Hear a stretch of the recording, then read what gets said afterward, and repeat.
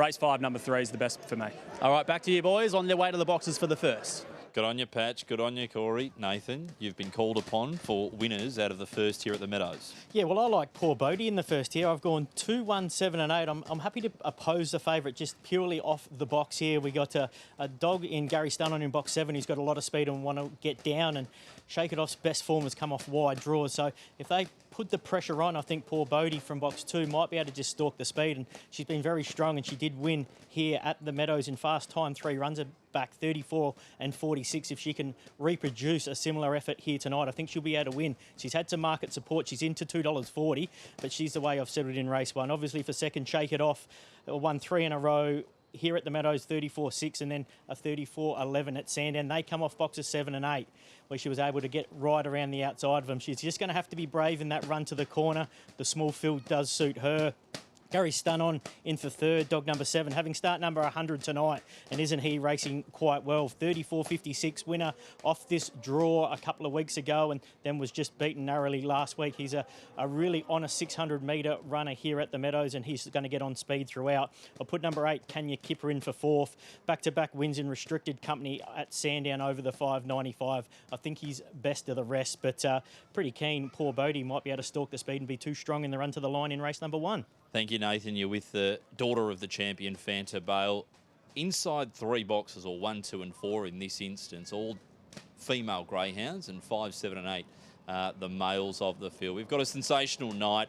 The Group 1 features coming up much later on. Before that, we've got some very good greyhounds going around, but we look forward to the Zoom Top in race 8, the Tim Lee in race 10. It should be a beautiful night. Bit breezy at the moment, 20 degrees, but nothing we can't handle here trackside. Nothing the man up top can't handle either, and that's James Vandermaat to call us home for a beautiful 12 racer. James, good evening. So they're moving in, getting set now for race 1. A very good evening to you, Marco, and they're loading well for race number 1. Shake It Off favourite. She's had 6 starts in the red, only the 1 minor placing. Let's see if she can turn it around tonight. They're set race 1. Off and racing, and Shake It Off out okay. Poor Bodie went out fast. Gary Stunnon's carving over, and Gary Stunnon took the lead, and Shake It Off was checked. So Gary Stunnon sets a fast tempo. 2 lengths to Psycho Buddy, up to third Kanya Kipper. A length and a half to Blue Phoenix, a length Poor Bodie, and last Shake It Off with a monumental task ahead. Down the back, it's Gary Stunnon, the leader, and he trots along by 2 lengths over Psycho Buddy. 4 to Kanya Kipper, and then Blue Phoenix, Shake It Off, and at the end, Poor Bodie. It's still Gary Stunnon. The challenger, Psycho Buddy, but Gary's lifting, and Gary Stunnon's going to win it. Gary Stunnon by a half, Psycho Buddy. Third, Blue Phoenix. Strong run late, then Kanya Kipper, and at the end, Shake It Off with Poor Bodie, and she's the opposite of a box 1 bandit. The favourite was one of the last in, 34 and 83. Well, Gary Stunnon, doesn't he adore the Meadows? He absolutely loves it. And 83. The first 600, or the only 600 of the night. Gary Stunnon 763.20, Psycho Buddy 15.10, and Blue Phoenix No Return favourites at the rear of the field.